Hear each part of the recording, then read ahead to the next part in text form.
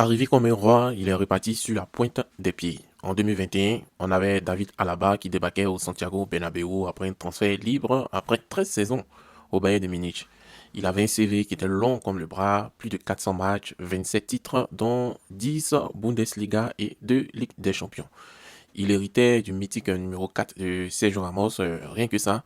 Mais 5 ans plus tard, que reste-t-il vraiment de l'aventure de l'Autrichien? Donc on se pose les vraies questions parce qu'il a annoncé son départ. Bon, commençons par ce qui brille. Avec le Real de Madrid, Alaba a remporté 2 Ligas, 2 Ligues des Champions, 2 Supercoupes d'Espagne et une Copa del Rey, aussi 2 Supercoupes d'Europe et la Coupe intercontinentale.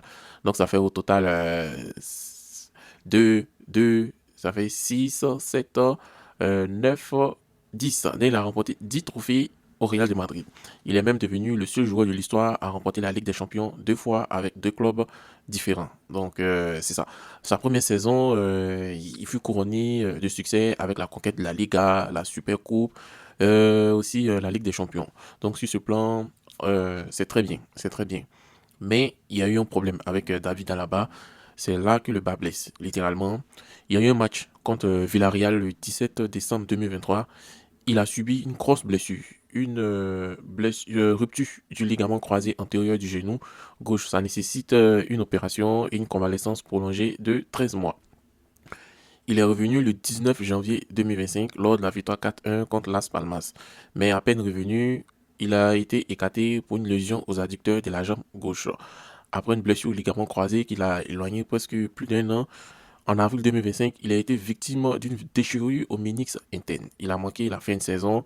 Encore en juin 2025, il a eu une nouvelle blessure à la jambe gauche. Donc c'est un calvaire qui est sans fin. Donc quand on regarde tout ça au total, si c'est 5 saisons au Real, il a disputé que 130 matchs, 5 buts, 9 passes décisives. Pour un joueur de ce calibre, c'est peu, hein, c'est peu. Et puis aussi, à la Real de Madrid, il y a une question qui fâche, c'est son salaire. Il percevait environ 22,5 millions d'euros par an au Real de Madrid et il reste l'un des joueurs le mieux payés de son effectif. Avec même quand il ne jouait plus, il percevait ce salaire. Donc il a disputé que 14 matchs pour car quand on regarde, ça fait 415 minutes de jeu.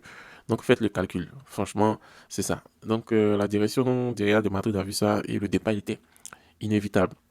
Le club a décidé de ne pas renouveler son contrat. Le Real de Madrid doit se concentrer désormais sur des profils plus jeunes et des solutions en interne issues de l'académie.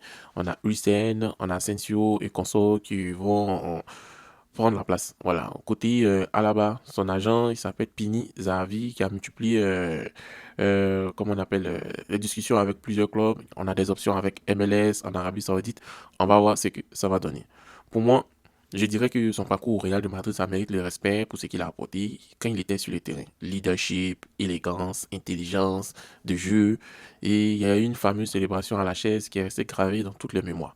Mais il faut être honnête, entre les blessures à répétition et aussi un rapport salaire-rendement qui est déséquilibré, son passage au Real de Madrid, c'est pas trop ça. Voilà. Donc, que serait-il passé? Si son genou avait tenu, on ne le saura jamais. Ce qu'on sait, c'est qu'il part avec des trophées plein le bras, mais aussi avec le genou. Le genou qui a laissé des mauvais souvenirs et le goût amer de ce qu'il aurait pu donner en plus avec le Real de Madrid. Donc, qu'est-ce que vous pensez du passage de David Alaba au Real de Madrid?